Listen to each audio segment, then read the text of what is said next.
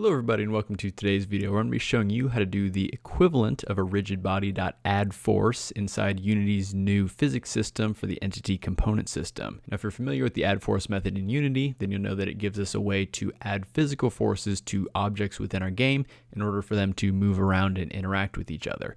And this is an extremely handy method to have. Now if you tried to use this in Unity's entity component system, it's really easy to miss because it's actually set up as an extension method called apply impulse. Now this apply impulse method basically allows us to apply linear or angular forces on our object. Now today we're going to keep things simple and just apply linear forces to our objects. And by the way, if you are still new to Unity's ECS and some of this stuff just isn't making that much sense to you, I will leave some links to some other videos that I've made up in the card as well as the descriptions below. It's going to help you get up to speed on some of the terminology as well as how to set up a project in Unity ECS and kind of going over the basics of what entities, components, and systems are. Anyways, before we get into it, I'd just like to say if you do find today's video helpful, I'd really appreciate if you hit that like button. Also, feel free to subscribe to the channel for lots more videos about Unity's entity component system and their data-oriented technology stack. Of course, if you do have any questions for me or suggestions for any future videos, feel free to leave those down in the comment section below. Now, before we talk about adding forces to an object, we need to talk about the difference between an impulse and a force within Unity. So if you're familiar with adding forces to rigid bodies traditionally within Unity,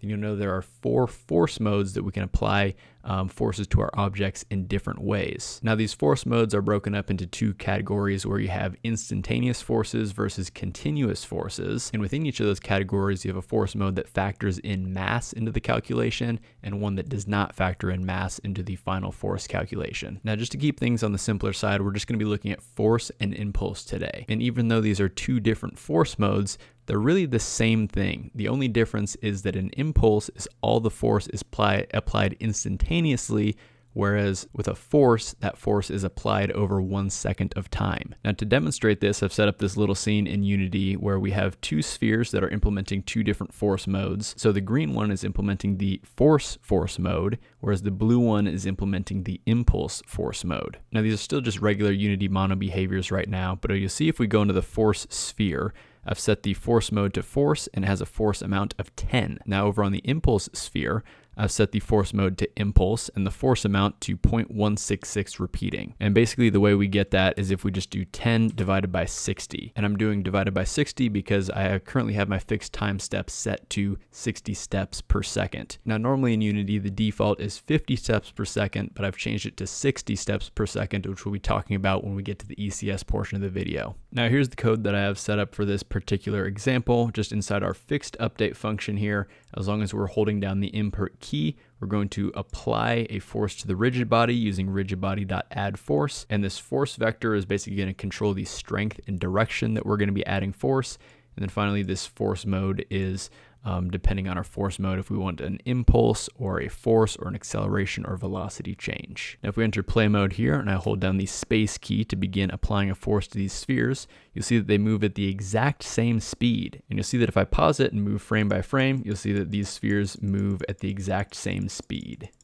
So again, when we set the force mode to force, we're basically spreading that force out over the 1 second period, whereas when we do impulse, we're applying an impulsive force to the sphere every single frame. Now don't worry if you don't quite understand this. I'm going to have a link to a website down in the description where it basically just explains this in much better detail than I did right now. Now then, moving along to the ECS portion of this video, basically I just have this plane here. It's a simple plane that I made with ProBuilder, and I've attached the convert to entity script on here with the conversion mode of convert and destroy. Now, one thing that you do need to keep in mind if you are going to be recreating this yourself and you're using something like ProBuilder to generate your mesh, make sure you turn off subdivisions. By default, it sets it to like 3x3 subdivisions. And a problem with that in the current Unity physics implementation is actually when the sphere rolls over one of these subdivisions, it causes it to bump, and that's kind of an unfortunate behavior of the current deterministic physics engine, and I can leave some links down in the description for a little bit more documentation about why that happens if you're curious. But so again, just make sure that you generate your mesh without any subdivisions and you won't run into that issue. And then over on the sphere entity, basically I have it set up the exact same way as the other spheres with a sphere collider and a rigid body, but this time we just have the convert to entity script as well as the MoveForceData authoring script. Of course, that move MoveForceData authoring script is a custom script that I've created.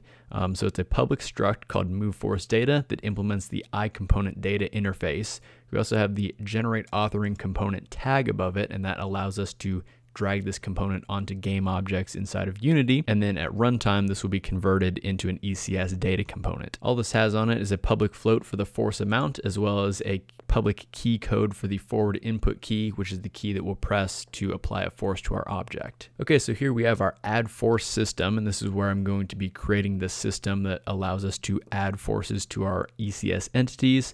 So at the top here, we're going to make sure to include the following libraries. So we'll of course need unity.entities, unity.mathematics, unity.physics, unity.physics.extensions, which is actually where the extension method lives that we're going to be using to apply the impulse force over time to our objects. And then finally, we'll just need the Unity engine library. So of course we have a public class called addForceSystem, which inherits from system_base. And when we do that, we just need to make sure to implement the onUpdate method. In here, I've just kind of created the basic container of an entities.forEach function. So we're going to refer to our entity as sphere, and then now we're going to need a reference to a few data components. So you'll see that we have a reference to physics velocity, just called physics velocity, a reference to physics mass called physics mass, and then finally we do an in for read only on the MoveForceData called MoveForceData. Now the first thing we're going to do is check for input, and inside here we can calculate our force vector. So we're going to be casting this to a float 3 because that's what we're going to be using in ECS as opposed to a vector 3. But we're going to calculate this by doing a vector3.forward, which basically just gives us the forward direction, multiplying that by our MoveForceData.force amount, so basically how strong we want this to be. And the final thing we need to do is multiply this by delta time. And again, we're doing that so we can apply this force over time rather than just all the force at once. Now, in order to get delta time, we actually have to go outside of this entities.forEach, and we can just do a var delta time equals time dot delta time. And then we can just come back here and multiply by that delta time variable. Now, one thing to point out is this onUpdate function is currently running once every frame.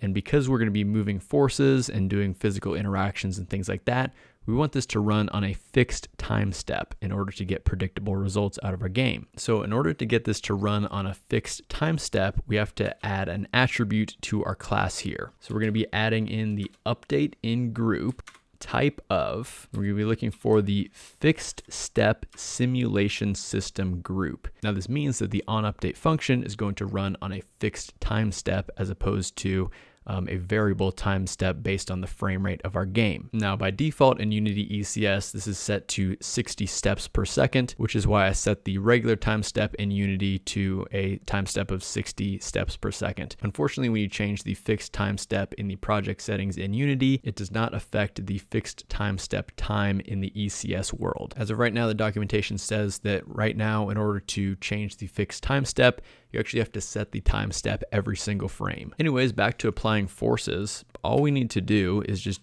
go to our physics velocity component, and then we're going to do a dot apply linear impulse. So again, this is going to just apply an impulse in the linear direction. And we just need to pass in our physics mass component as well as our force vector. Now again, just keep in mind, because this is an extension method, you do need to make sure that you do include the physics.extensions library here. Otherwise, you won't see this apply linear impulse function. And that's basically all we need to do. So you see at the end, I just do a dot run here, and we can come back over to Unity. Make sure you do have the force data authoring script on your sphere entity that you're going to be converting to an entity, and set the force amount to that same value as the other ones. So in this case, that's 10. And we'll enter play mode, and you'll see that when I hold down the space key, all 3 spheres now roll in unison. And we can pause it and come right over here, and you'll see that they're all on the exact identical Z position. So they're all moving at the exact same force, even though there are 3 different ways that we're applying forces to these objects. So anyways, that's just about all I have for today's video. And if you have been following along, you'll see that it's really not all that difficult to implement an add force method inside of Unity for ECS. But there are a couple little gotchas and things that you got to keep your eye on right now. I suspect some of these things will be cleaned up in the future as Unity ECS and the whole new Unity physics packages evolve over time and we get closer to a full release of them. So anyways, I encourage you to go out there and play around with Unity ECS and adding forces to physics objects and stuff like that. Just have a ton of fun with it. And so if you did find today's video helpful, I'd really appreciate if you hit that like button. Also feel free to subscribe to the channel for lots more videos about Unity's entity component system and their data-oriented technology stack. If you do run into any issues and you have any questions for me, feel free to leave those down in the comments section below, or come join our Discord community over at tmg.dev/discord.